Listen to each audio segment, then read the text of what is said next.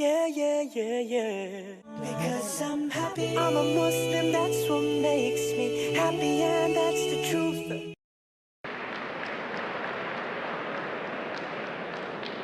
Can we have the next question from the brother's side? Good night. My name is Lim Kim Piu.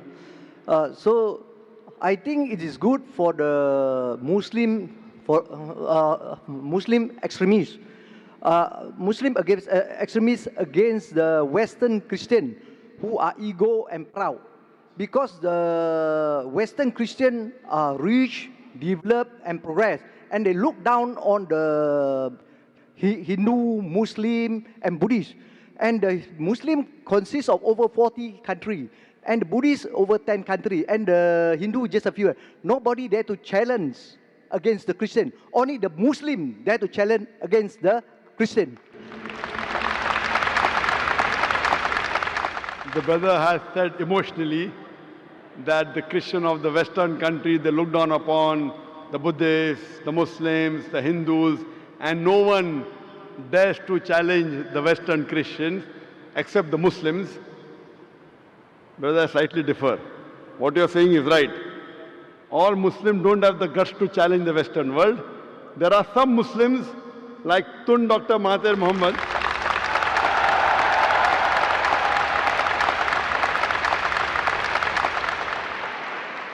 All the Muslims don't have the guts. And I am a person who is not very much in favor of politicians.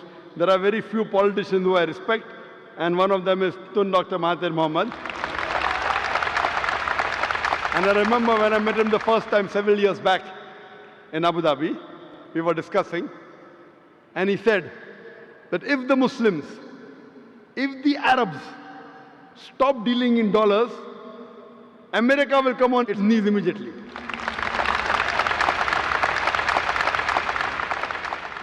There are few politicians who I really care. One was King Faisal of Saudi Arabia. He had the guts. I remember when you read his biography that when oil was discovered, he said, let's have the meeting in the desert.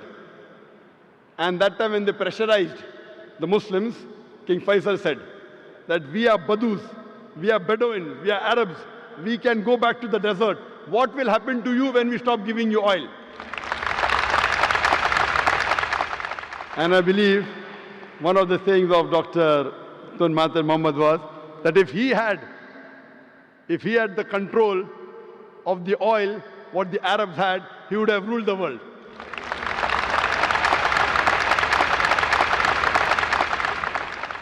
That's why I said in my lecture of terrorism, Muslim monopoly, that most of the terrorist acts, directly or indirectly, are related to politicians.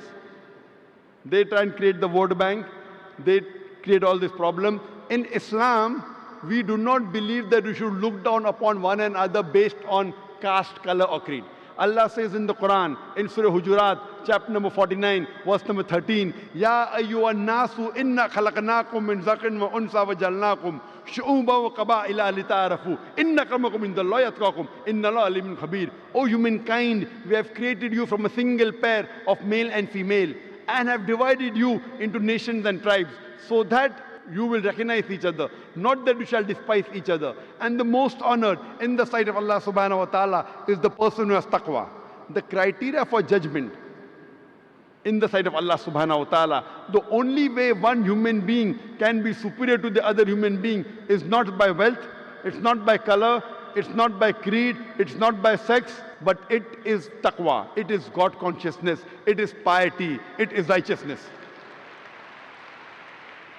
In Islam, we do not believe one human being is superior because of wealth or color or caste or creed. It is taqwa. And I do agree with you. I do agree with you totally that the Western world, they think that they are superior. They think they are superior.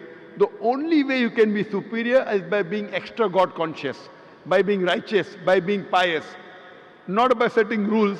And when the Western world talks about justice, when they talk about freedom of expression, if it does not hurt them, you have freedom of expression. If it hurts them, no freedom of expression. And the Western world talking about justice, I feel that one of the most unjust countries in the world are the Western countries. They talk about justice, but they are far away from justice. However much they are trying to attack Islam, Islam is growing. Islam is growing.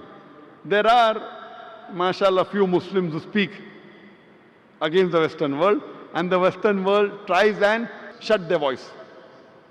That's what they tried to do to ex-Prime Minister, but mashallah, Allah helped him and he came up again. We know the history. And that's what they do, that those Muslims who speak the truth, because of my being very vocal and speaking the truth, the Western world doesn't like me speaking the truth. I'd like to give an example. I have been to UK several times. In 2010, when we had the Wembley Arena, we had the NEC Arena in Birmingham. There, the Home Secretary took objection to one of my statements. I said that killing innocent people is prohibited in Islam. And I said that thousands of people killed in the Twin Tower is to be condemned. The thousands of human beings killed in Twin Tower blast in 9/11 is to be condemned. More than 50 people killed in the London tube blast is to be condemned. More than 180 people killed in Bombay in the train blast has to be condemned. But I told the Muslim, don't put a full stop.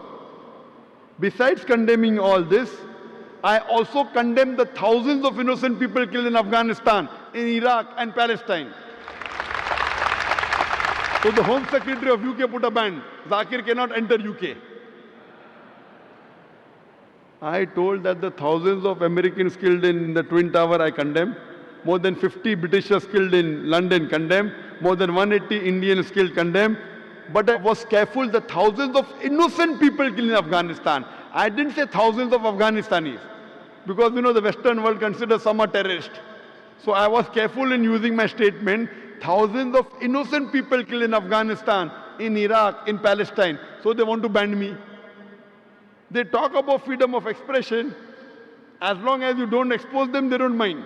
Once you expose them, they don't like freedom of expression. So I do agree with you. But alhamdulillah, summa alhamdulillah, however much they try and suppress Islam, Islam is spreading. The more they try and suppress Islam, the more Islam is spreading. Whatever they do, because Allah has given a promise that this deen will prevail over all the deens. And today, what the Western world is fearing maximum, they fear Islam. That's the reason they're bringing all these restrictions, etc. But what they do, inshallah, we believe in the commandment of Allah subhanahu wa ta'ala that Islam will spread and is bound to spread. Allah doesn't require me or other people to make Islam spread. Allah has given a promise in the Quran, and inshallah, very shortly, you will see this coming true, that the power from the Western world will be taken away. Hope that answers the question.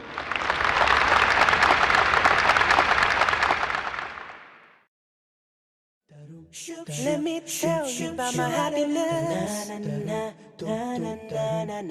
I get my happiness from Islam.